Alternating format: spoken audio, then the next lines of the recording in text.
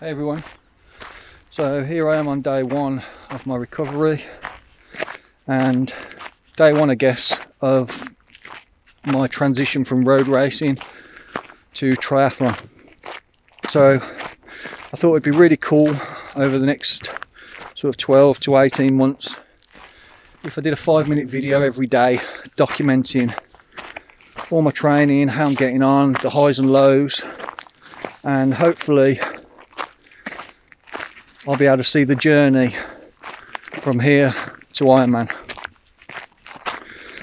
So as I said, it's day one of the training, and my training today is literally a walk.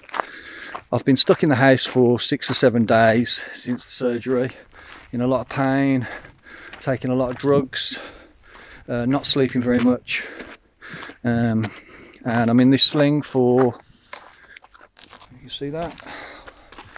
I'm in this sling for 4 to 6 weeks with very little movement. So today and the rest of this week is all about just sort of getting moving again. I haven't been on a bike for 7 or 8 days now, so I'm just going to walk around with my new training partner here, Marley. Who's this?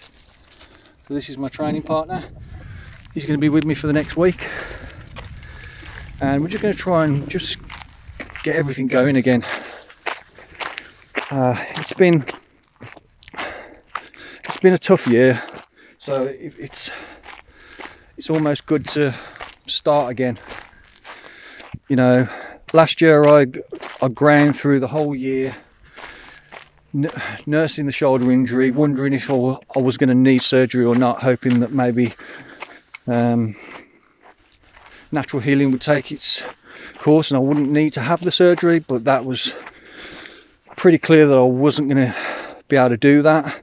I mean, I haven't done any resistance training for a year now, since the crash happened, and as I say, training's been hard, and it's been even harder when you take into account the global pandemic that's been going on. So COVID-19 has meant that there's been no racing whatsoever, you know, not even local racing, let alone national or world racing professionally. So it's all been training for not much else really. So when I sort of add up all that training this year that I've done and the pain that I've been in, and I've wondered to myself over that time whether I really want to put myself through that sort of process again. So there's been a lot of talk with the family about my future as far as road racing is concerned, and the bottom line is they don't really want me to race anymore.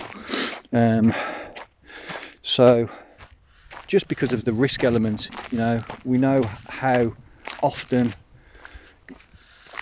you are involved in crashes as a road racer, and you accept that as a road racer, and that's all part of it. And I don't really have a problem with that, but the recovery from the injuries, that's what I have a problem with. You know, this year has been hard, not just on me but on my family, and now I've had the surgery, now I've got another sort of stretch ahead of me where, you know, this week I can't even dress myself properly. So all these things have been taken into consideration, and that's why I've come to the decision that from here on out I'm going to move into triathlon. And then that's not saying that triathlon's not dangerous. You know, you're still on a bike for one part of the race and you can still crash, but in my mind the percentages are so much lower, because generally if I'm going to crash on a time trial bike, then it's going to be my own fault, and you're not going to be brought down by others.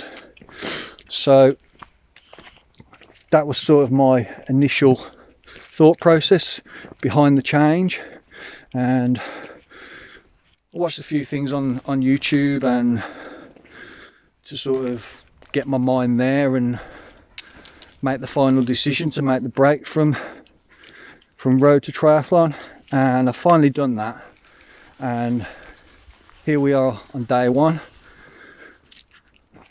And I'm going to just take you through my week, and we'll probably just talk about some of the things that have brought me to where I am today over this week, and then hopefully next week we'll get back on the bike and do some light training. So my 5 minutes is up, so that's all from me today. I'll speak to you tomorrow and see you on day 2.